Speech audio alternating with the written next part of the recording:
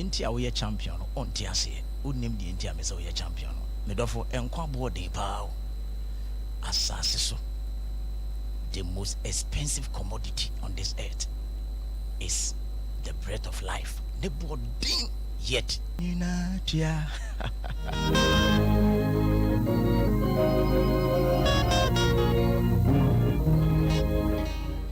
Okay, yada nyanko panse ma yenko yenim na yentoa so enti migusu hye unkunan na maka kyerɛ sɛ furu bi no bi nso mfrɛ obi aha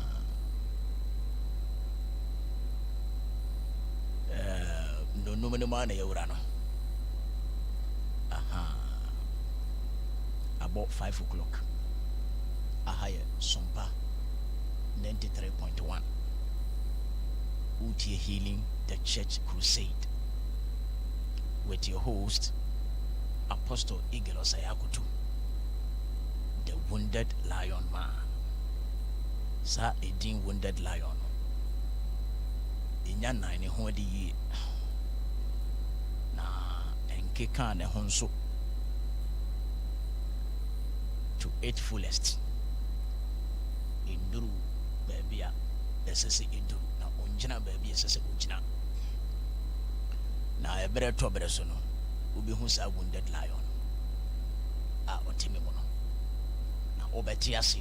intia body wounded lion Osei Akoto obeti ase aha inti wafre ubi no ubi nso wafre ubi a ye kwa no no inti anopai me pese ye toa so na me go straight to the point aha na metwe wadwengyina botaye kase ya igusu aye kyerɛkyerɛ no so aha kyene mpese ofre obi no bi nso fre obi last 2 weeks mantimi amamfra mam last week na me bae aha ade ba akom yo no because nti ama mantimi amamfra mam last 2 weeks last week in me buy na make us and I say the last Sunday of the year say na wuti me say men cross check days in year aha so ene rather today rather is the last Sunday of this year 2023 enti yada onyankopon asepa the 31st December 2023. Wow, so beautiful. At the end of the day, you share the baby abim, you honey baby abim. And the Ubibia Nasa obey 2023. I got a few hours. Nako. Aha. Ubibia would decide this over Yaman Yankopon. O dwumadi ne botae bi a o decide say obeyi onyankopon din mu na wonyanya ya iguso kaka wo say aka a few hours aha wa o kan ho ntam say 2023 de na meni onyankopon benante nipa bebere si agina say 2023 pa de ma bi say meni nyankopon benante yie pa nanso oni nyankopon benante odi nyankopon benante o 2023 mo a ni wura fikura mpo se ohyebo na utie misisi a na se ohyebo so no nyankopon benante for your information we go so kai o aka a few hours aka don hwiri kakra bi na bohye na ohye no aba wie aha edi ebre ni ho 2023 o hwa obeka sa contempa but en contem afibia ni ho contem afibia te se de tia but these days no na o hwa ho right now no enipa abrabo ne nipa way of living ne nipa system of life no a change so se nipa dwene tentem ene nipa bia nso ani abre se ope bibia ye ape bibia hu enya bibi on sese no ewiase aba beduru ba bia adwen nipa nya sisi a ye de bobra ne mom de adwen papa concerning success, how to make wealth, or how to make success, how to make money. So here generation where you wom sisi a adwen a nipa enya edi afa ekwan ya faso ye pisika ho a ekwan ba ko na mienu bi so no eye esene ebre bi abesen ko de nti american sa na se ebre bi abesen ko no so ho na ebibifo ye janom ne ye nananom ankasa no ye nanom no na omunye desperate for success, na omunye desperate for money and desperate for wealth. Chese na oma koma ene oma dwen ehom pere wo mo so mbenya wo mo ho ebiri bia ba besen ko na sa suban no ho ekwan bi so eye ekwan bi so nso enye efiri se asase so esese nipa bi enya ne ho sa na Nyankopon bo wiase eye nkwankwa anuase kasa bi atete no ebi no mo kan ye mame kasa mi nchiro abebuo na wo ho no enya ni nyina na agyanom na kan ye obi wo ha eye nkwankwa anuase kasa ade bi de se abebi bewu a na eso eye nkwankwa anuase kasa udie wo mu a onsa beka eye nkwankwa anuase kasa nyame ne hwe nipa eye nkwankwa anuase kasa enya no kre so aha ya wonsem bi wo ha ho eya na omo mpese bebre bi abono a omo tefa akonde bia no omo hwe wiem adum wo wiem saafo no ene anom keka sansensem no batanya no kre abrabo yeseda ebo kina empanimfo we ne de omo dwene ho kan ya bebu empanimfo se obra eno ne de wo wabo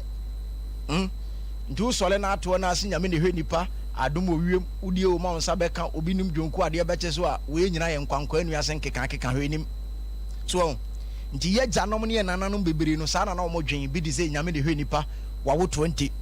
wawo 15 wawo 7 oni plans bia de mankwala no all in the name of Nyankopon ne hwe nipa ho na ka kire wo Nyankopon ene hwe nipa ba o de fa nipa so nipa ne hwan eja ne ena no o na Nyankopon yiwu a wona mo so hwe nipa no enti sole na bomodin ye wa afam de ye na menwu nwu ho sa wo bra uni plans ne nsise papa bia de ma wo ma na nka se nyame ne hwe nipa o ma no omba be ye hiafo o ma ne ba bebre na wasefo be ye ehiamu hiafo said sikani bi wo ne ba na ode ne ba no ko school na oboa no etiti ne ye ma obeye nipa kese a ono nso ma nyina be ye abrempon ne akesefo no saa ne wo hia nso te enti senia sikaye awunyade no waja na se na wu anu ode agyaw no saa pepepe na ohia nso ye awunyade ubesia wo se ana se woni no mo ye hiafo a possibility so obeye hiani no 80%. Aje se wankasa oye wadwen se mefiri wo hiani mu aha enti nea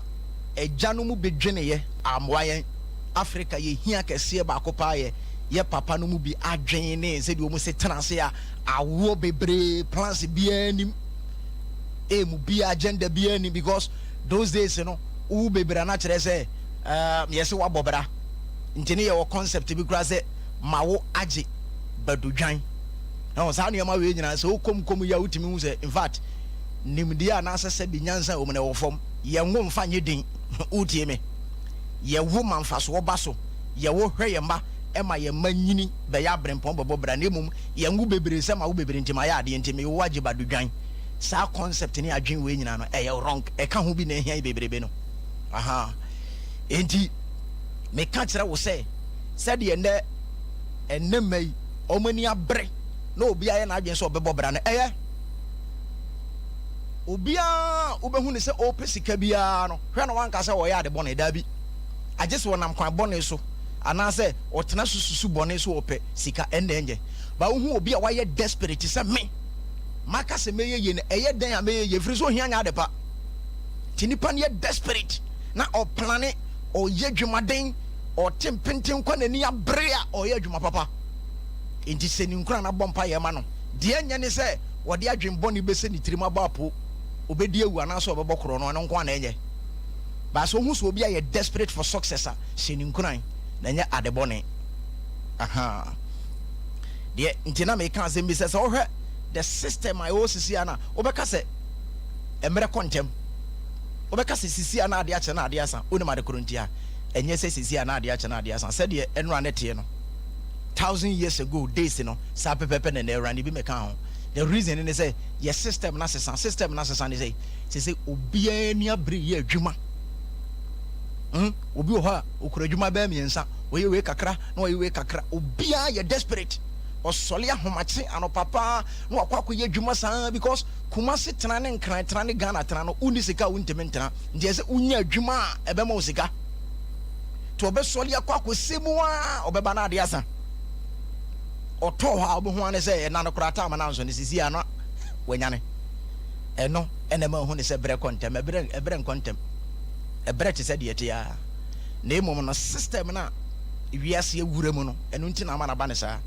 Okwa sole na se preaching no ho leader na o preaching na teacher no a good teacher sisi na asi sisi na time ko so emre bi me preach a na nkrofo tai kan ze mi se sofo oba e asa won sa ase entem obedi kan de afefe ba bi ansa na waba so sisi na time ne ko onim de enti o mo kasa enye se me de fefe ba bi o because ba bi de me de fa ni nyina kan asem no ho na mom no asem ni mi twa so a emu de no afi na emu bie ti mo se time na ye kete sa na tie enti o time na o de ya de papa sisi ana time ni di America ba time no o time na o mfanya de papa ade nchenda asem to ana se onya problem a so hu se de bia abrabo ni gina fa akon ade nchenda de bia wo problem a ade nchenda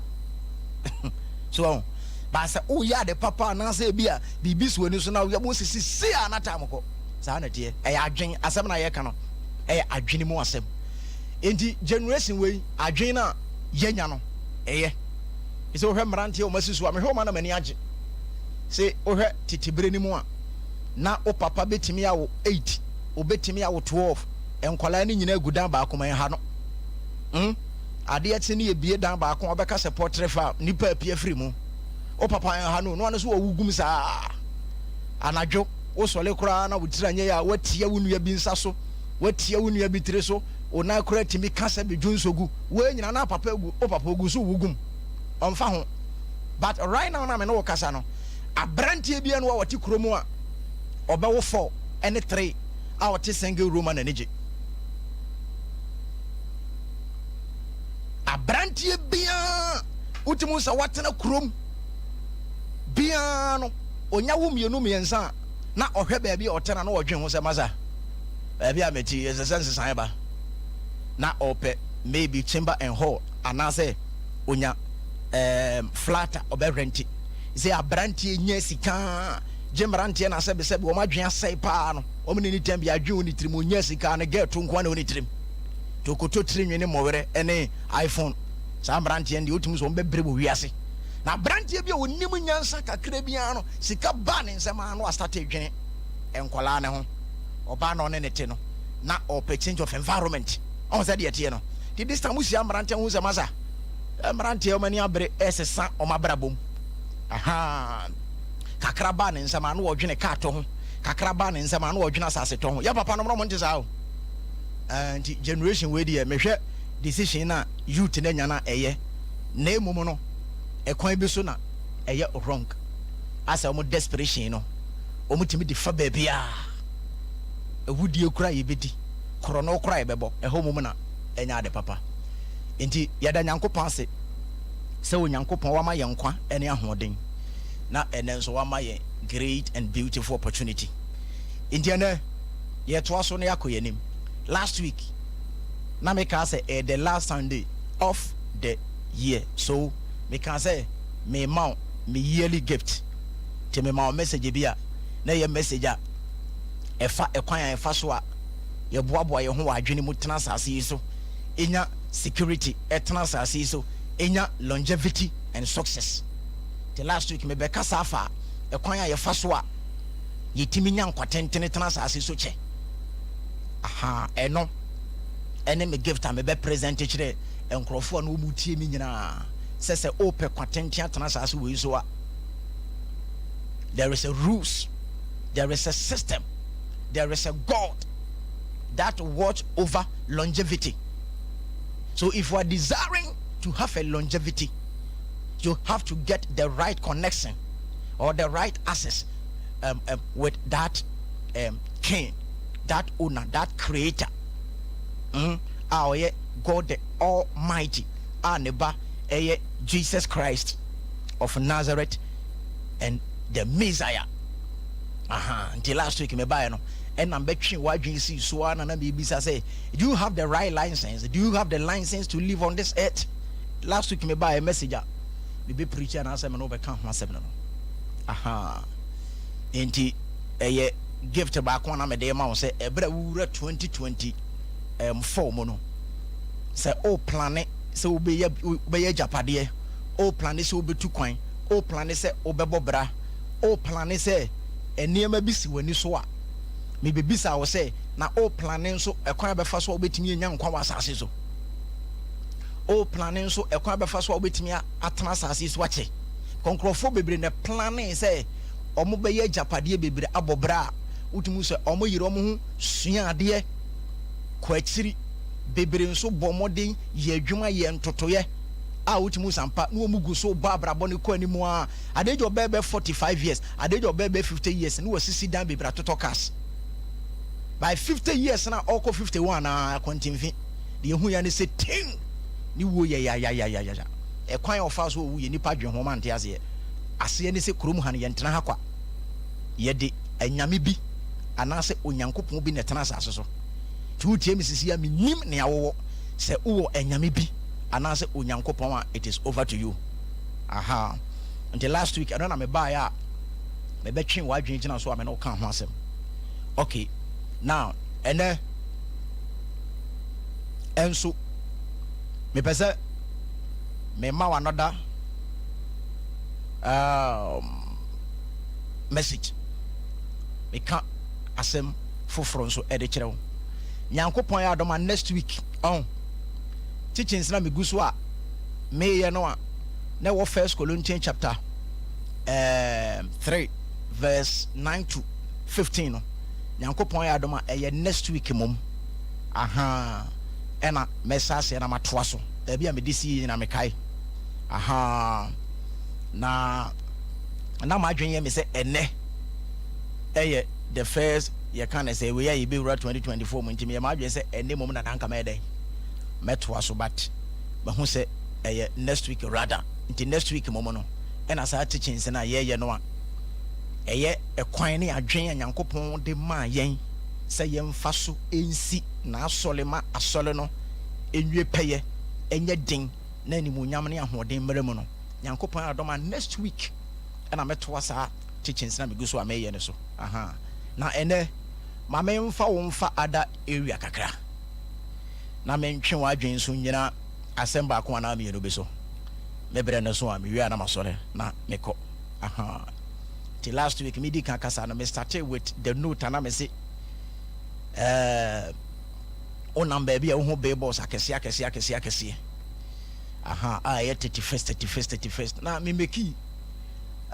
statement bi da za statement na me meki ya ra make say utumi say 31st no ho ebeye edwada kese e dia ma asofo bebre titiro ne prophetic ministry no na that person no the way see circulate here pa ne said they go viral crowdfunding dey almost start pa ne and dem say hey asama me kan yo utimi se nkrofo bebre bi dwala papa titiro omo ne 31st ene de be di dwa wa asole o me twe wa dwen gina so ene de dwade be koso he ye be ton ne ma o ju kwa abo ho especially so prophetic ministry prophetic church hey ene akwanjere ye di be gu fom no urade yankopon na niema ye de be keka niema ho ni nyina so ko ba begina sika so hey just say generation when kwani generation minim emu asofo ni emu adifo mo ya akwankyere say o ma kwankyere bia ye sikasem me hu bi da Bible mu odifo papa ba ko pekura ni wa oji sika ya akwankyere. We don't have a single example in the Bible. Nenso na me no ka say akwankyere bia ye sika osofo bia be ko ni nche bia wo ye sunsun mu niam bia oso e prophet bia no wono wotena se enkomere maame o se sunsun mu me ye niam bi so ho aha enti no fa 3000 ho na fa 30 pesos ka ho me de be sunsun mu niam bia ma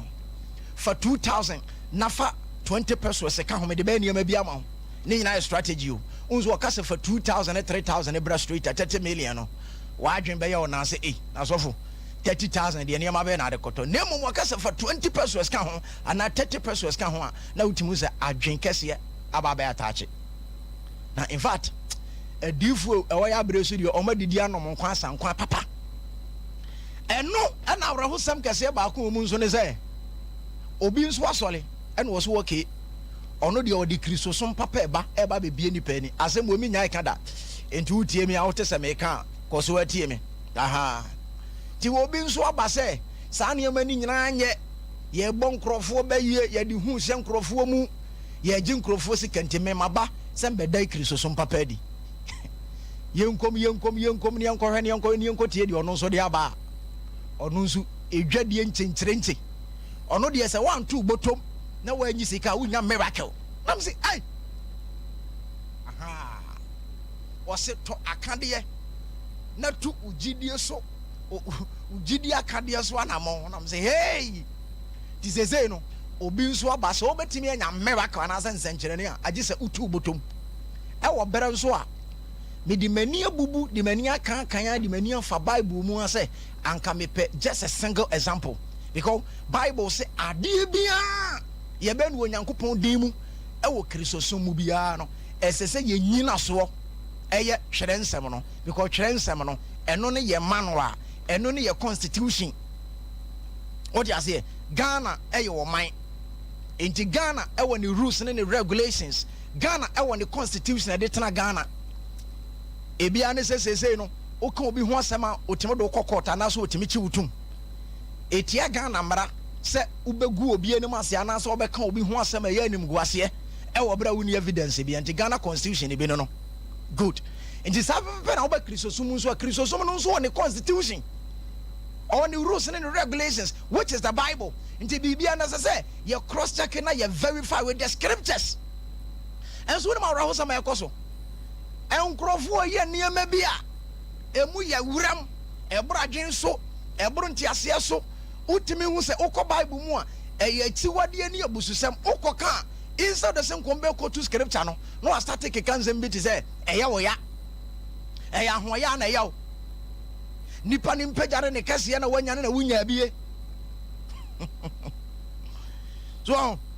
aha de wabin kakra fu se we de nka wabin obekotu quotation onkotu quotation abeti ade se Bible krase mamumu aten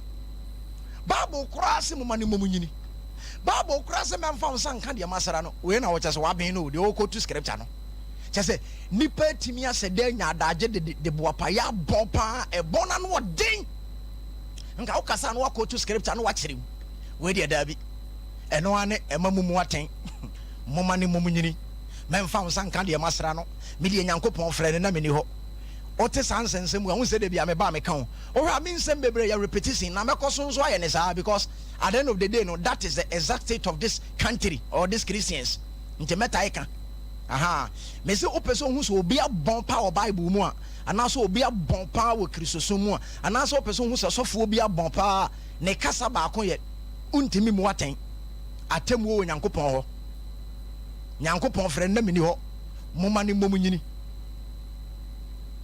emamumu aten aha abonfo kasa paano no unim die ntia me se ya abonfo kasa because quotation no mu kotu ni nyina no out of context ya kasa out bibi out of context ya kan sem kase ye no watum finfin ba bi na wodi dwuma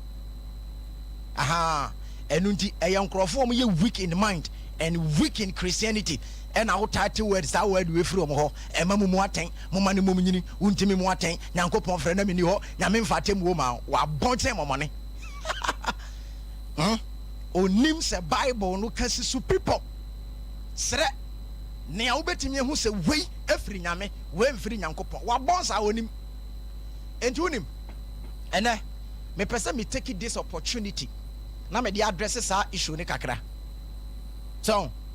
ti ana obekom paiba mesra wa wo kwa moni na ho wate. Ni say aso dem no solid dan ebu ha emu aye werem. Ubepie na chese ye tutu tiri hu nyina. Ene yo ba bi bebre ho be ka tro say kwansi bi a wo de ba so li bia memfa ngura 2024 jan ni nyina gu Nyankopon fie. And now Rahosame woman is a nipa bebre befafom. Nipa bebre befafom akofie. All in the name of me akwansera Nyankopon de ba na se nyame nipa ne se bibi o me hu bia akwansi bia menya ne nyame fie. Ma me mfa bi Nyankopon hey Christianity. Die na ye gada 31st what night e gwana be so ye beto ne ye ma to ne ma. Hey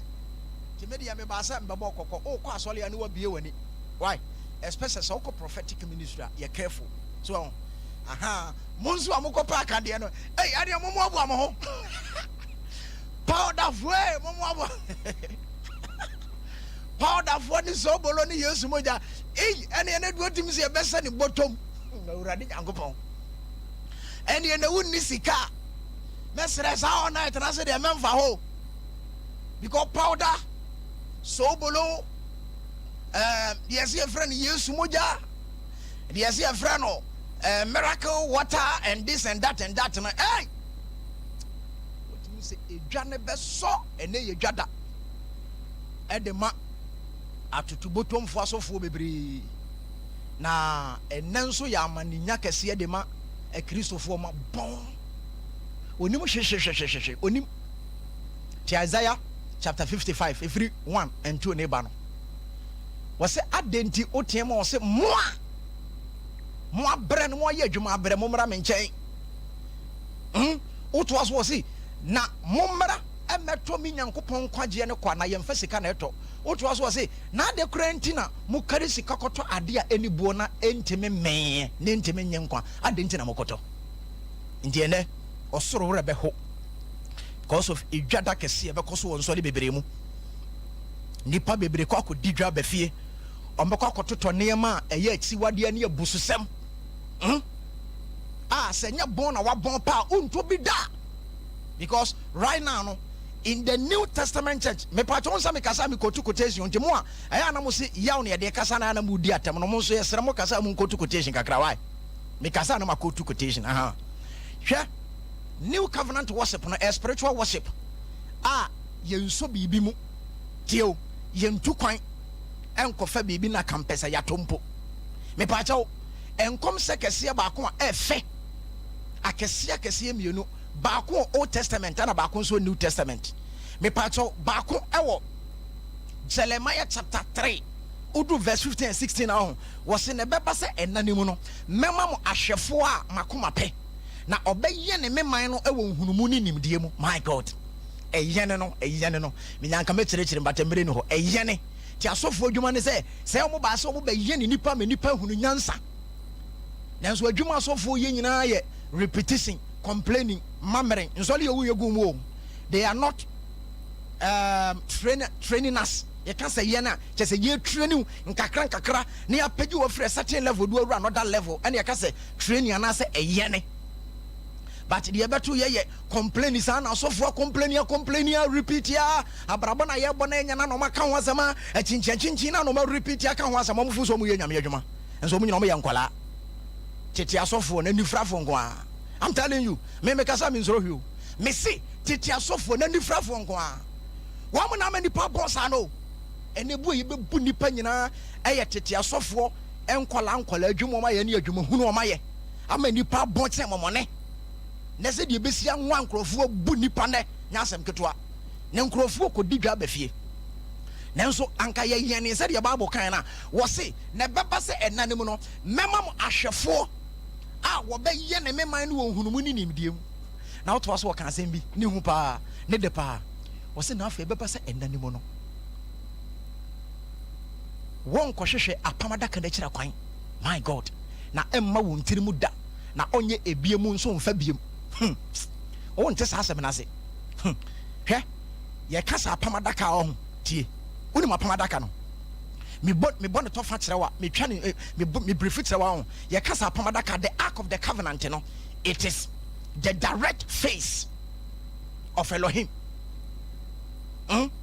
It is the direct presence or the direct face of Elohim, the creator. Yakasa pomada kana it's na de ma onyankopon ho kan nyankopon nim tebea aba ti baby apomada kan beduru bia o kai tam Israel fo kontokwa no a o mako nim ye den mo ma asofo ne kofa apomada kan ba no o nsama na Philistine fo kom say yawo e ma sa pen eye den wo nipa no onyankopon beko no obetimi we de yawo because na apomada kan be lande entitie so onyankopon ka se beto berebio ho ye nkohwehwe apamada kan na se ema ye tirimu a wonte ase just apamada den no na ye physical worship na ye tu kwan na ye so bibi mu na ye fa bibi ni ye di bibi ye bibi ye hia we ansa na ye de ye we me hia bibi ena me di we ka we ho a yes ye frɛ bibi akande no aha apamada den no na ye physical worship ena no mu hia material things de aye sa na ema no so nje no kura na akwankyere wo mu kura mpa na ye nton da be ende na ye nton enti apamda dem na ye physical worship enu nti na nipa tu kwan fira chirichiri ko hwe odifo nti wo se apamada ka no ema wo ntire mu da oh my god a broad topic actually me no besu ho ade me de wo ba ni wo ho Yesu Kristo so be confirm ye o kan John chapter 4 Efri 22 ni ba no a Yesu Kristo kopi oba no a wo ye Samaria ni ba no my god na agenko mezi ani ni di nkomo na oba na hoho na ho wo yesi minim wo nipa wo gina house me ma wunsuwe wo ye hoho wo kura na de ma hi kura mpo ni se wo ye Juni den na wo ye Juni ubisa mi Samaria ni ba ho nsuo was if research at Breno, na Judah for ne Samaria for no me de no monka and also another topic. Eye enkyerɛkyerɛ no osu moment me ho ase ye go so ko honto kwai. Ene a Christopher me no besia we so we heyira we so heyira fa de na me fa me de. Sa yale ne free titinyina na ye dwumo. Osu moment me ho ase na sa manso twe ne koso wo Israel form capital town ne Samaria. Any Judah form capital town ne Jerusalem no. Na sa manso twe ne da wo montem. Ena Samaria ni ba no a obisa Yesu Kristo se uye Judani ena obebisa mi Samaria ni ho nsuo unye serious no oguso kasa o se me wo nsuo bi a wo de mame a me hie nsuo foforo bia hwe de wo kyerɛkyerɛ wo to mi ten yeja Jacob na otu sa nsuo we no wo to mi ten sa yeja Jacob no na mo Judah fo mo sole a mo si Jerusalem ena de bia Jerusalem enso yeja no mo sole wo bipo yi so yes, we heard the name of this and was about him. Mammy got a major point of correction. Right now, all the Jacob Bura Hua, the people is so Hua, Nebinumusu di Jerusalem. Solomon saw the India Pamada can say the Hua, and so Mammy got a major. No Koraneba was it a Meraneba edu. Hey, a Beraneba edu. Son no Korea Solino, the original church in Yankopon de Bano. Your person was trying to say the first church in Yankopon de Ma Moses, and not any the original one. Nemo no na the shadow part of the original worship osomna nyankopon de ma Moses no na your original worship no husunsum no de ma no ti Yesu Kristo ka cho ban so ba tie ebe di Jerusalem ho mo onso se bipo we so ma men ka se min kiro ebre ne ba na edu se no korea sorry no my god eba no hey omonko bipo yiso omma bipo yiso ene bi nso nko Jerusalem ne momo no ombe so die gya no wo honhom no nukorem na sa osom no ene ye original ene special honhom no nokore na se ene sei kire se baabia wonnam bia nyankopon wo ho my god baabia obeduru bia no kire se wonni nyankopon nenam efiri se o kan John chapter 14 verse 23 a Yesu Kristo say se obi dome a meja be do no na magya dɔ na mfaso obe no obenya ɔsɛ yɛbɛba yɛ ne nkyɛn ne yɛbɛyɛ tenabere wɔ ne mu enti so obi bɛyɛ kristo ne wɔ kristo ni papa woni mu mfaso a wonya nyankopɔn ɔne ne ba yesu kristo tene mu my god nti hwɛ nipa kakraka te sɛ obi a onyim nyankopɔn onyim yesu kristo na kyerɛ sɛ wo ba sunsum mu no kyerɛ sɛ wo denden wo baabai wo yɛ nkyɛnkyerɛnkyɛ wo yɛ ganganto wo sunsum mu ɛna wokɔtɔ deɛ powder my god anim gu aseɛ ɛna wokɔtɔ sobolo ɛna wokɔtɔ sticker ɛna wo nso w'ani abie ɛna wote sɛ yɛ preach ana wo se yɛn yabɔdam yɛ keka nkwase asɛm ɛyɛ ahoyɛ na ɛyɛ yɛn yɛda tam abranteɛ baako ɔfa me video bi odi matem papa ɛnso abranteɛ no mepɛ na asɛm paa mepɛ na asɛm me I don't hate him me hu na me ne bɛtena sɛ na makyea no na mabisa sɛ me nua na asɛm a meka yɛi sɛ ufu sɛ bia nkamanka ne anaasa akyea korɔmpa nka tenetene me na sɛ nokora na meka ya adenti na wudi matem sɛ meyɛ kwase mpa ni nyansa bia ni mitiri magimi na abayibo a nipa na ba be stop na ye me ya me ninim de bia enti ye besere mo a mo di atem no so mo kasa mo quote quotation amon fa nkyerɛkyerɛ mu wate mo sɛ me quote scripture di Yesu Kristo ka kyerɛ ba ne so ba tie me ebere bi ba osoma nyankopɔn de ba no osoma nyankopɔn de ba no nya asɛm ketewa me on me kasa na me duru ba bi sia na makoma sɛ na me wra ho unim saa asama ma bɔ ne tofa kakra ye ho sɛnka yesu no ɛna asɔfo hu ye mɔbɔ ɛna nkomutimi biebie mu di fidi yɛn na nka yenyini ya me ka kyerɛ wo sɛ anka Christianity nyɛ nka ntɛ sɛ de ati I'm telling you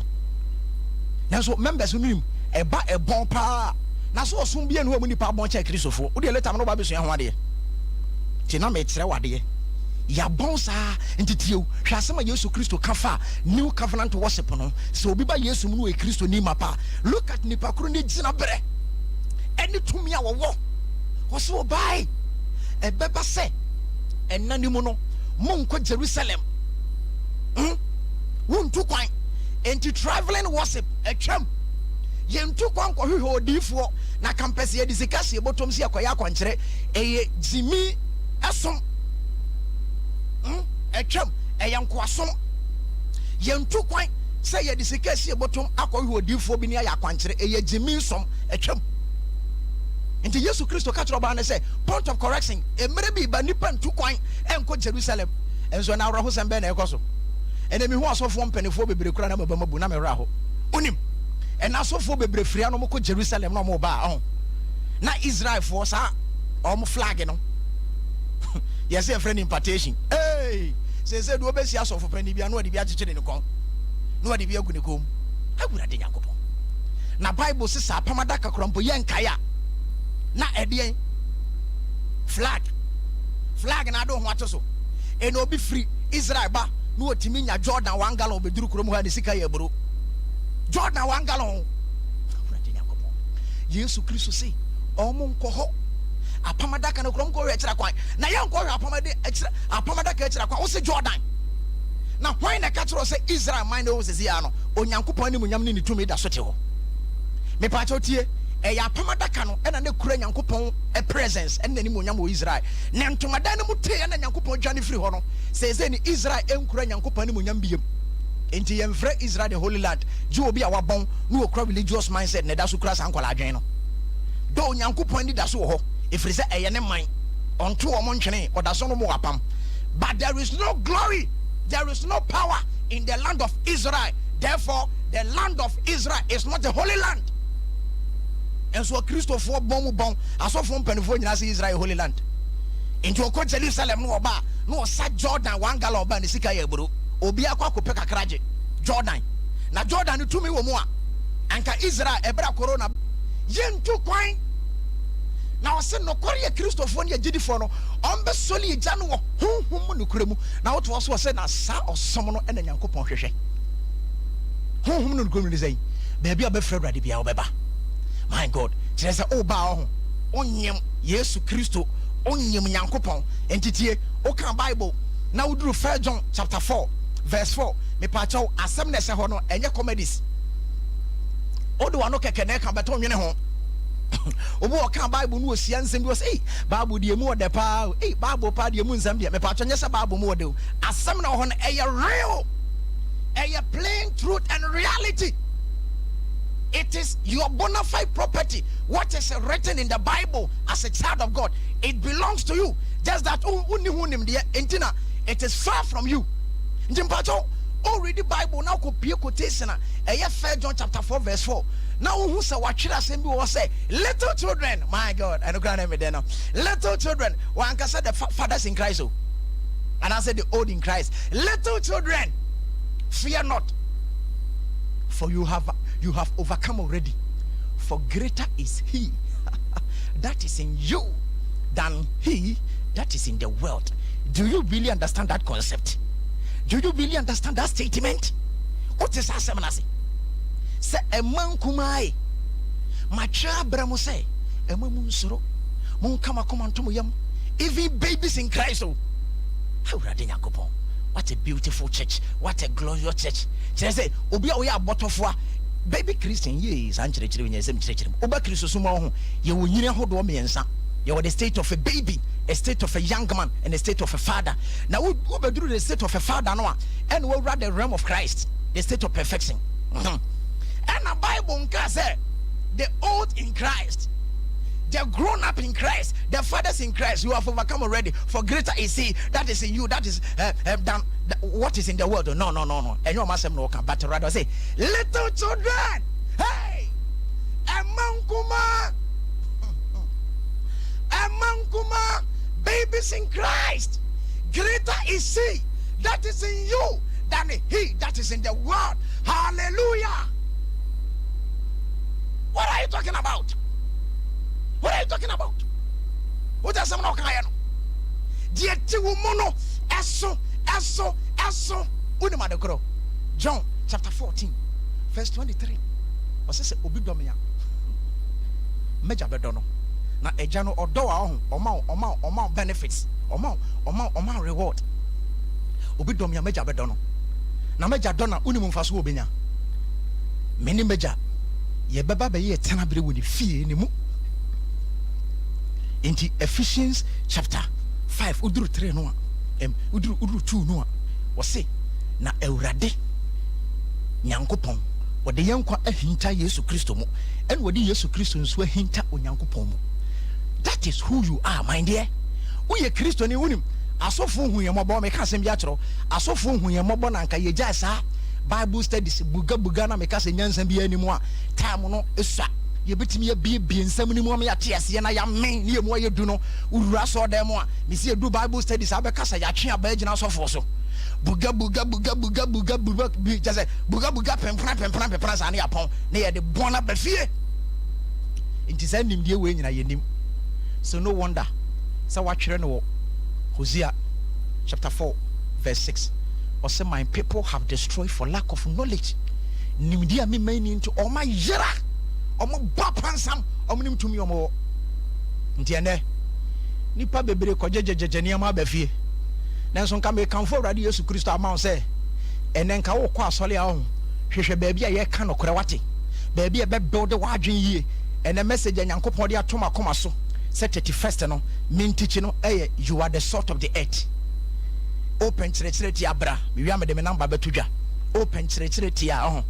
31st no message ameka sa fa ho wato ni din you are the salt of the earth. O ya asase so nchene broad topic asem kese ye be chire nchene na se ya chire wo ne ya chire de nchene gina ho ma ne ya chire tumia nchene wo ne ya chire mfaso a nchene wo hey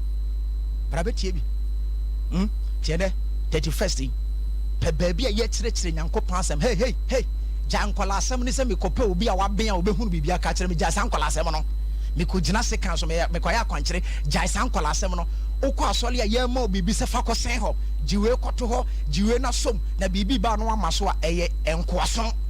osoma atwam the old covenant worship no ena ne nipa tu kwa ko odifo ko ji bibi right now no Yesu Kristo aba be replace the prophets and yes adifo ni ho omo ho na adifo adwuma mu yesisi ane se omo kire Yesu Kristo mu kwan and also another topic yenka se adifo ni ho na enye adifo adwuma ne se ombetena se amema sa ankola akwankire jiwei mememfa wei menhwe won nsem o ba nso a akwankire nyina ye sika se benye sa agimi no ne yeka nyansasem inti ene me ba sem be kanfo Awurade Yesu Kristo ama wo se hwehwe ne ye wate jai san kwala miracle na ena mi kura wei ena magi wei ena ensuo ena edian ena mi kura wei ena so wemu jai san kwala miracle no. Even so we genuine man of God na wutie me na se wo build won sole ma anytime bia fansuo fanson fanchene fansuo se oya sa de ne to aso a ho enkyere se eye wrong e wo Nyankopɔn mu se wo ma nipa se omompa e no kra de wo nton ma no se bia me yesofo na me bompa ya me sisansuo ana se bia fa bibi na me mompa ye ngo so eye step of faith Bible mum fom so obi ani ho se wa nton ko ade a ne mum no de ma ne be dangerous ne se de bia ne no nko a esa obi baby obi akola na kire se da ni nsuo besa ni nyam yasa hey asamuto na instead of so be quote scripture afre Israel Nyankopɔn no okɔhwɛ ni nsuo akira kwan no okɔhwɛ ne sticker no okɔfa ne calendar no okɔfa ne papa no okɔfa ne nkyene dabi enya sa na Nyankopɔn fra wo sɔfo no nti asɔfo nso ade bia no ye building ni pause akwan ne so no it is a weak and a sick ministry, so you should think again. Enti enche bia no near the message in a baby, you know. Me pese me toa so na me twen krofo adwengyina ensem bi so say na me tete ensem bi wonam social media say no obi asofo no wo so kana asem na wan kana asem ya na so oboni din kasa o kasa o de kan asem ba me moni din kasa oboni din kasa obechew obechew enti yara time as the last week, you know, Abrantia Bako frame was a blogger now who me teachings. Now in Crawford monitor me pantia make us a me na mamu bidding. Go say no. Unya budina police befro because your own Crawford mo police for a police from penny once a gun and so dear who sika or voice. Aha, and to my meeting a police from penny phobi. Tia frewa. Oh. Ya do konabra baby se bisa silly questions near frustrate you ya betete wo sa omuntimi mfa wo nhemu krampa time obenya wo hono ache se wabere ndi sofo matie wo nkyerɛkyerɛ me ya blogger san krofo na omo se ya monitor no me ka ho bi but me tie wo nkyerɛkyerɛ me hu se nyansa na wo ka na mu odu nti wo de metimi aka kyerɛ se o ka se din we memo okay. Management of Yakra. I think last year no man me tana se me kasa me bobi din sa ka asem. Me pon ya na management ne frem se sofo. Wo be kasa wie na wo de wo kwa. E basisi ase ye frewa, ye bebo radio ni din. Nti e betimi atwa radio ni damage. Nti sofo ye serew. Wo ba e din ne de wo yi free my beboa. Why? Aha, last year na management of ya wo me din komo say it is against the ethics of the media or the radio to kasa wo de memo obedi nti no that information no kura de Nyankopɔn adom na omode ma me ofia last year nti mani da hopa this time yeah but asem ne de esese ye ka asem no nso de ye betemi yaka na mum wosi edin na memo na asem no nso ye ka na fa wo ho a wan kasa hu se e fa wo ho etwitwiwa ana se hyehyewa one kasa who say, I did my power and that's we. And it ye. Me person me sadi another information. Ebra me de message ne be you know. A little advice bi na me person me de ma mo aho. Mo na mo se se mo ye Christofo a mo di Christo so papa ba. Na me pa cho Bible na da ho na ye manual no. Bible na twere se empo obi gu anim ase ana so obi ka ho asem a kyene tu afiase. Sana Bible ne guy say empo de nipa na ka no enya no kore no de gu hu fe a Bible say fa ne ko afiase. 1 Peter chapter 3 udru 14 iba na ho wo se ensira na mo so yam no say mudin a mo ma mo bontom ye mefiri se Onyankopɔn nsira ne nanim onyam wo mo so efiri se sa na ye agenko Messiah. What is the Bible aka enti sa wo ya sofo na obi aka bibia fa ho krampo na nya no kra Bible say de di adanse se wo ye Nyankopɔn nipa ne se wo benya ntobo ase obi hwe Yesu Kristo ani so obere che no a ne yɛde nakɔ akɔgyina Pilato anim a ne yɛbisabisa ne nsɛm obi hwee n'ani so Yesu hwɛ n'anim din saa na obisa ne sɛ krakye na sɛ deɛ mekan na ɛyɛ ntoro a di ho adanse yi na sɛ deɛ mekan ne nyɛ ntoro deɛ ade nti na abɔ me Yesu Kristo na ɛkasa no yɛahye Yesu asom o nipa na ɔhye Yesu asom no kora so yɛ no ne ntiti wahye agye nkɔ Messiah asom hwɛ Messiah asɛm ɔka kyerɛ no and you call yourself a man of God, a genuine man of God, awaba usu obi aka wasem obetena to afiase timo checheche nkrofo. For your information me kan asem bia kyerɛ mo, this battle is too stronger for you. David Santoko de muntimi David muntimi and I say come to Ghana so for nyina gum because you have na yeba because watch out me 2024 the wounded lion obeti ase just watch out ya boda mama Christ na say me maka no kre na so beti mato na me meka no kre na me hu say no kre me nka se ntia obi just that abrantie ba ko se so ma kye no mistake ba ko a why ya me ya se fe no abro no ma mistake ba ko why ya me ya ne say usu obi no blood usu obi akoko obi Jack eno de woni evidence eno a criminal issue and they say na sem na wo police station na en betimi ama obenya problem aha enti se me kasa na me nka bibi a criminal issue na ade a wo ya etie nyankopon se me ka so betima toma o ene so mo nyansa wo ready hwia kai ene se nyankopon krofo na wonim ekwa the apostles ne fa so ye ti apostles na ho ye bo omuma Acts chapter 5 was ye bra ye ti apostles ne bo omuma no bedwam omu wie no mu kofie no asem mo kan kra me ho dwiri mi am dane se wose na omu de anigye kan se urade da wase se ya fata kra mposi ye nya asotwe wudin ho ha wote asem no ye ya fata kra se wudin ti abo yen you don't know that the concept of Christianity that community me no be so the churches Christianity started some man home so the Roman Empire anymore somewhere between 100 AD to 300 AD especially 200 AD no a great persecution esa say o church anymore no unim the say ya ne say willingly na ni papa bontin say me Christo ni munkume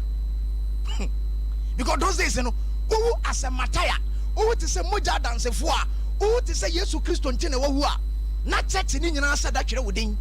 omo ya asole wi ano mo bodin ne makomako na mo bompa ye ma no mo sraw enti asole no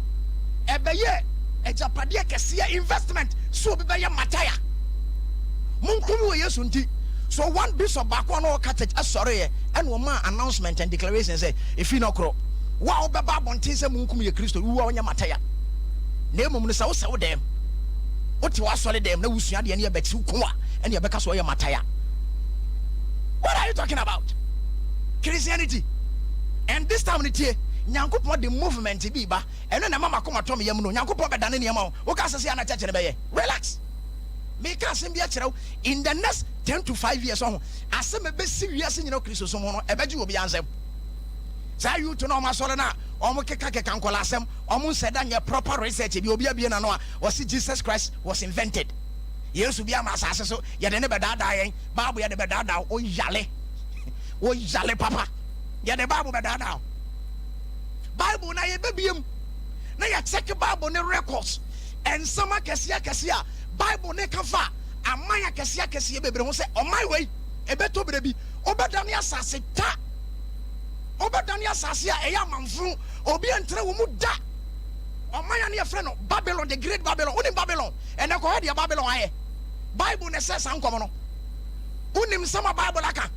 unim sama Bible ma wa born the friend who sua de aka asem enti the Bible be dada damra wo yale enti quotation ba ku pe twa to mo amose mo be che nkrofo atom no me ma quotation ba ko Bible say de kire so obi nyame nipa ne say onko 2 Timothy chapter 2 Efri 24 verse 26 no wase de ese Nyankopon akọ obi ni sense so oko now to us wase na emom no esese onya odwo kasa